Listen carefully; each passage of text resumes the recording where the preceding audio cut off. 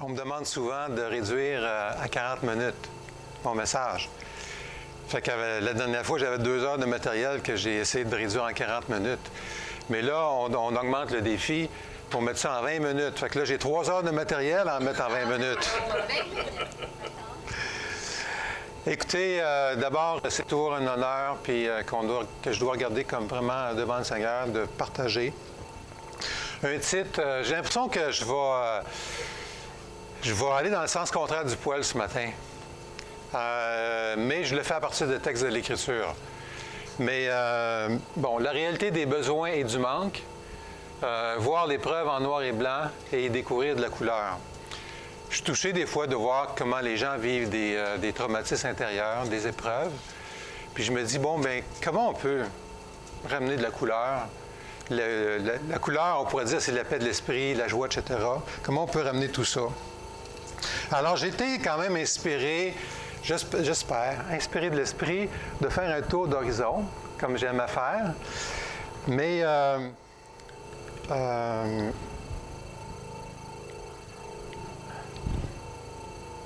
bon, j'en vais pas dans la bonne direction.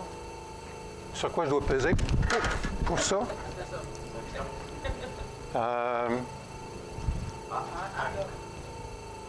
OK. Alors, j'ai aussi été inspiré par TVA. Parce que je dis, comment on fait pour faire un tour d'horizon? Vous connaissez peut-être ça? Ah, qui connaît ça? OK, on voit ceux qui regardent la TV.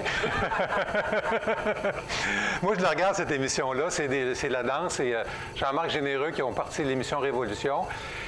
Ils prennent une photo d'un 30e de seconde par plein de caméras tout le tour, puis on est capable de voir ça en cinéma, de voir de tout le tour, 360 degrés d'une position qui est...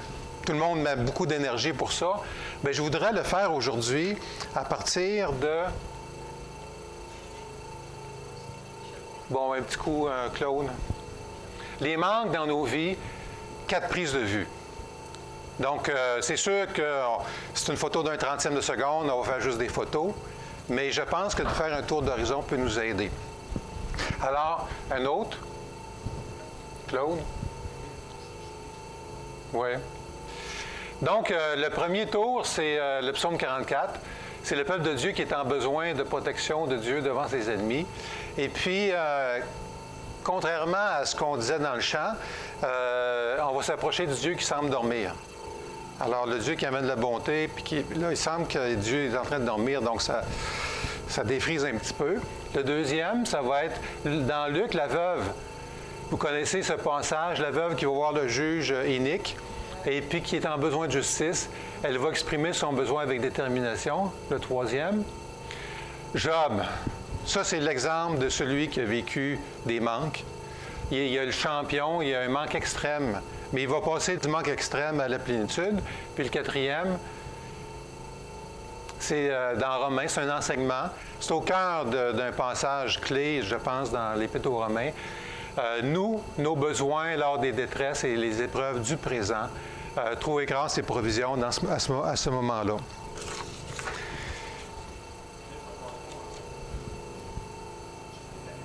Oui. Ah, OK. OK. Oui, il n'était pas allumé, excuse-moi. Voilà.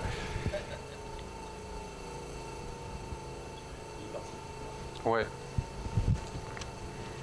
Ça, cette minute-là, il faut la couper de mes 20 minutes, là.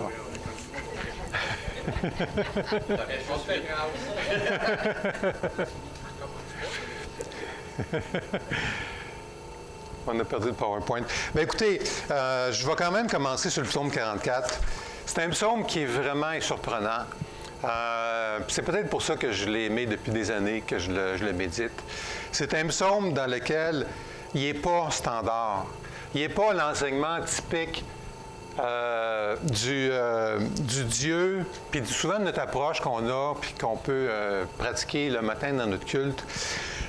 S'approcher du Dieu qui semble dormir.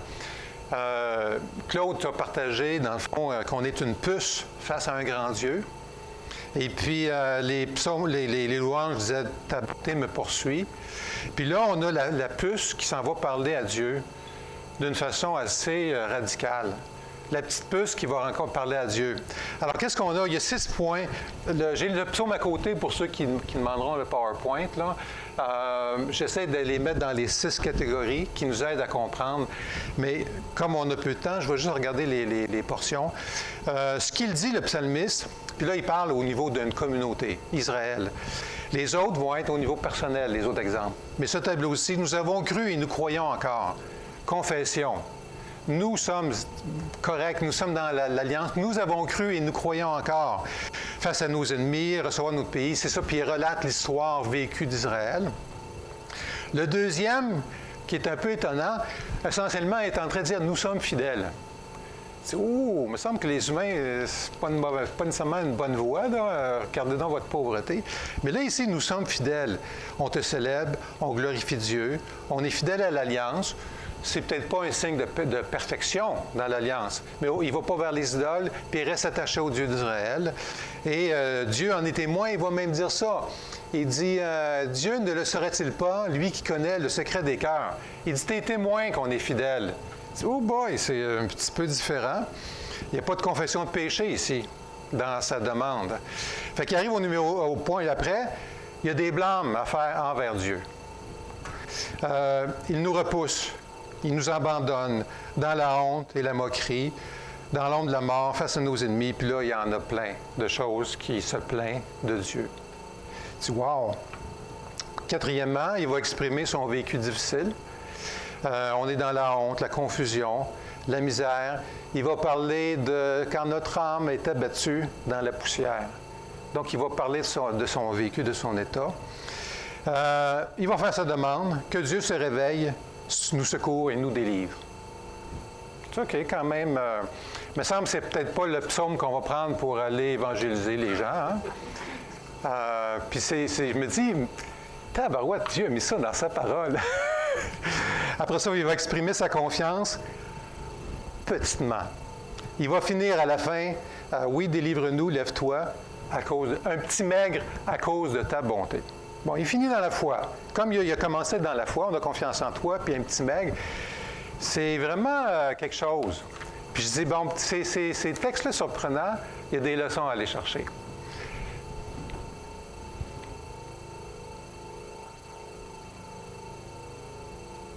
C'est celui-là que je vous ai montré, vous aviez? Bon.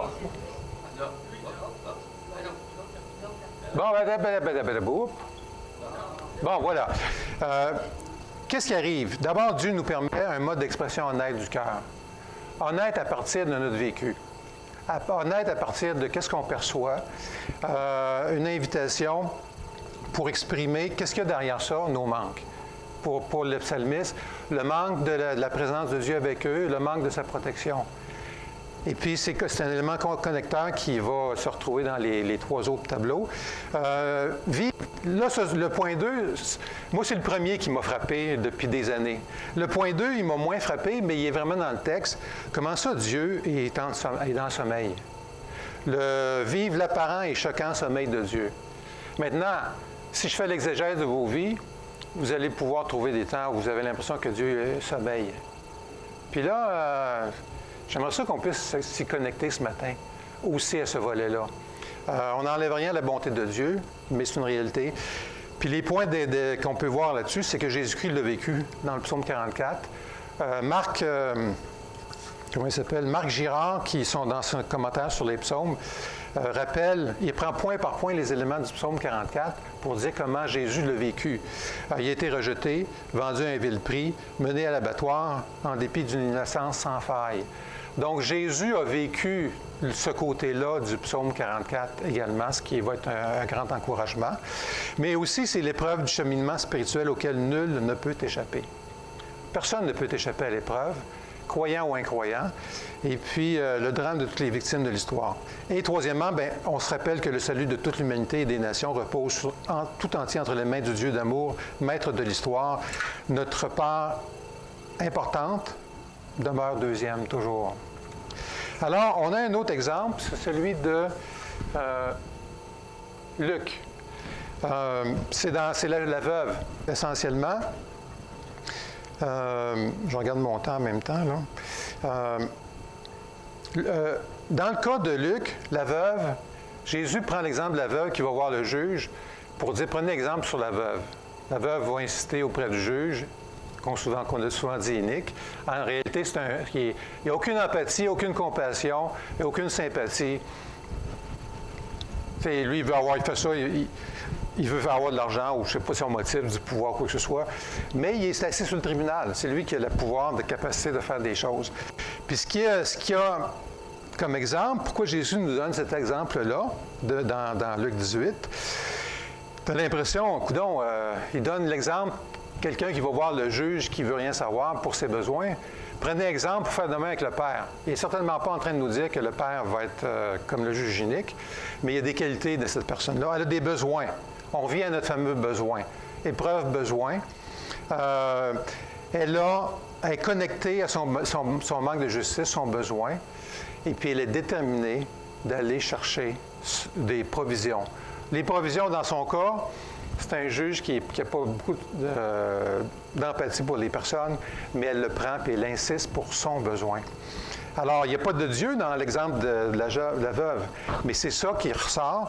Donc, la leçon, c'est qu'on doit aussi s'occuper de notre vrai besoin, nos manques. L'épreuve met souvent en lumière nos manques. On prend en charge nos manques. On se connecte à ces manques-là. Puis malgré les obstacles, on continue deuxièmement de prier avec foi et constance pour ce besoin. On n'abandonne pas ce besoin-là qui n'est pas rencontré. Au lieu de le mettre en dessous du tapis, de sombrer dans le découragement, on le fait avec détermination. Puis c'est un exemple que Jésus nous donne pour la prière. Besoin, épreuve, prière. C'est comme s'il y a une transaction qui vient, là. Job. Ça, c'est l'exemple total du manque. Le manque extrême. D'abord, il y a 4 points sur Job qu'on peut noter. Sa singularité. C'est un homme intègre et droit qui révère Dieu et qui évite de faire le mal. Il n'y a personne comme lui sur la terre. Alors, cette entrée de jeu-là, c'est pas pour nous exclure, nous. C'est au contraire pour dire, si ça arrive à celui qui est le plus juste sur terre, supprenez pas s'il y a des choses similaires qui vous arrivent, mais les leçons sont bonnes pour nous autres. C'est pas pour nous exclure qu'il est mis ça, c'est pour n'exclure personne de la possibilité. Donc, l'expérience extrême du manque, il va perdre quoi? Ses richesses. OK, on peut perdre nos richesses. Quelqu'un fait faillite. Ses serviteurs. OK, bien, ça c'est moins grave, on les aime moins, mais bon. Ses enfants. Ouh, ça commence à faire plus mal. Il perd ses enfants, tous ses enfants. Sa santé. Là, il a mal dans son corps, il n'est plus capable de se déplacer. Puis le dernier, sa réputation. Il est méprisé par les enfants. Lui qui siégeait à l'entrée de la ville, on va dire, il était gouvernant, il perd sa réputation, il perd tout, il est larisé. Alors lui, c'est le modèle du manque total de ses besoins négligés. Alors il garde sa foi, il va garder son épouse qui lui conseille « Maudis donc Dieu et meurt okay. ». Il va garder ses amis théologiens qui le blâment pour les péchés secrets. Il dit, tu as des péchés secrets, là, puis c'est à cause de ça. Là. Puis ils vont dépeigner un Dieu que Dieu va dire, vous avez mal parlé de moi. Ils ont mal dépeint Dieu, mais ils l'ont mis au cœur de la discussion. C'est que tu mets Dieu, c'est sûr, la référence, mais tout croche, tout présenté mal. Alors, il n'y a pas grand-chose, le pauvre. Donc, qu'est-ce que Dieu fait? L'agir de Dieu. On a hâte de voir les solutions dans Job. Essentiellement, ce qu'il va dire, c'est qu'il va montrer à Job qu'en fait, il ne comprend rien dans la dimension du spirituel. C'est juste ça qu'il va dire. Il n'explique pas ce qui se passe, mais il va dire que Job, tu ne comprends rien. Mais il y a un autre aspect, puis c'est un aspect caché que le texte ne nous dit pas. Il y a un travail secret dans le cœur de Job qui est inexpliqué dans le texte, mais que les 4 tableaux peuvent nous aider, nous, à comprendre. Donc, il y a un travail qui se fait, puis Job prend conscience qu'il y a bien des choses qu'il ne comprend pas dans le domaine spirituel. Mais le résultat demeure très positif. Il y a une prise de conscience de ses fautes de certitude, de ses fausses certitudes, qui en soi, c'est pas nécessairement un péché, c'est une réalité de l'humain.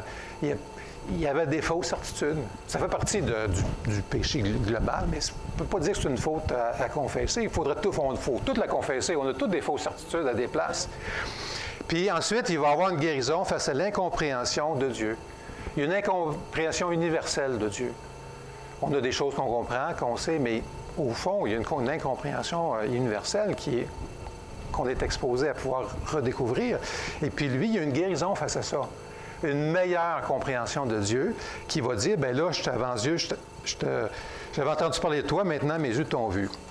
Donc, il parle maintenant avec droiture de Dieu. Il a retrouvé une prospérité dans le cas de Job. Il a retrouvé, à part les enfants morts, il y a eu des nouveaux enfants, dont les trois plus belles filles du milieu. Alors, c'est du pays, c'est quand même pas un détail. Je ne sais pas pourquoi la Bible dit des affaires de même.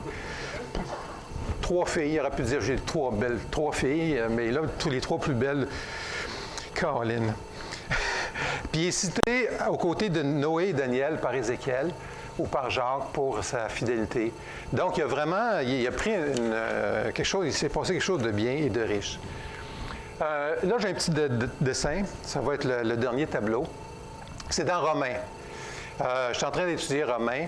Il y a des leçons tellement fun à reprendre. Mais, vous voyez, Adam et Ève, c'est après la chute parce qu'ils sont habillés, là. On les met habillés pour discrétion dans les églises. Il y a une grande ligne qui s'en va jusque nous, là. Un homme et une femme, là, vous voyez plus à droite. En bas, c'est Jésus. On a pris une photo il y a 2000 ans, puis par un processus, elle s'est rendue jusqu'à aujourd'hui. Mais il y a ce que Romains 5 va nous dire, c'est qu'il y a 2 origines pour l'humain. La première est automatique, la deuxième nous est offerte. Elle est offerte à tous les humains, mais il y a comme une participation pour pouvoir vivre de cette deuxième source. C'est vraiment le seul passage du Nouveau Testament qui revient à Adam, dans le fond, dans sa faute, et puis qui va faire une comparaison à Jésus-Christ. En Adam, on a eu en rouge la loi du péché, qui nous amène péché, condamnation et mort. Éventuellement, on a eu Abraham, on a eu Moïse. Par Moïse est arrivée la loi écrite, qui est aussi un moyen qui était d'arrêter le péché. Puis ensuite, par Jésus, on a eu la loi de l'Esprit, la foi, le don de la grâce, la justification. On est libéré du régime de loi pour être mis dans un régime de l'Esprit, puis on a ça. Maintenant, nous, on est dans le présent. Puis là, qu'est-ce qui se passe dans le présent? Tu dis, OK, est-ce que la première origine a disparu complètement? Non. Paul va le dire en chapitre 7, puis bien ailleurs. Nous, on est là, puis qu'est-ce qu'il va faire, outre l'écoute de l'Évangile, puis le mouvement, puis il y a des choses à faire, l'épreuve va venir. Puis l'épreuve va nous faire passer de l'influence d'Adam à de plus en plus l'influence de Jésus-Christ. Puis c'est l'élément présent de Romains, qui est mis dans Romains 5. Qu'est-ce qui se passe au présent? Les deux, le Saint-Esprit travaille. On a encore Adam qui en nous, notre origine, manquer la cible de vie. Nos manques, nos faiblesses, nos blessures qui nous influencent. L'épreuve arrive. Pour le temps présent, Paul va dire mieux encore, nous tirons fierté même de nos détresses. Parce que la détresse, le terme grec dit oppression, tribulation, détresse, difficulté en tout genre, souffrance. Alors, c'est toutes des choses qu'on n'aime pas, mais c'est des choses que Paul dit, ça arrive dans notre présent, pas en continu, heureusement, on a des petits breaks. Puis, cherchons pas à l'épreuve, je parle de celles qui sont là. Je ne parle pas de nouvelles à espérer et à attendre. On n'a pas besoin d'avoir peur de la maladie ou de 1000 affaires, là. C'est pas ça le but, c'est qu'on est mis devant des situations qui sont difficiles. Souvent, l'épreuve de sens est énorme. Ça ne fait pas de sens. C'est une épreuve difficile. Bien là, il dit, le but de tout ça, avec l'aide de l'Esprit et de la loi de l'Esprit, c'est que ça va produire la persévérance. Je vais apprendre à persévérer. Il va y avoir un apprentissage, comme Job, qui va être secret dans le cœur. La persévérance conduit à la victoire dans l'épreuve. Si j'ai une épreuve, si je regarde mon épreuve d'aujourd'hui dans 5 ans, je vais dire, wow, aujourd'hui, je passerai à travers bien plus facilement parce qu'il va y avoir une victoire dans l'épreuve qui va s'apprendre. Victoire dans l'épreuve va nourrir l'espérance. Or, notre espérance ne risque pas d'être déçue car Dieu a versé son amour dans nos cœurs par l'Esprit Saint qu'il nous a donné. Donc, on va goûter au secours de l'Esprit pour trouver espérance et amour. Pas l'amour qu'on va nécessairement donner d'abord, l'amour qu'on va recevoir. On va être des gens encore plus convaincus de l'amour que nous recevons. C'est l'enjeu de l'épreuve. Alors, les leçons sur les besoins et le manque, puis je pense que ce qu'on a, il y a une réalité pour tous les humains, on se rappelle.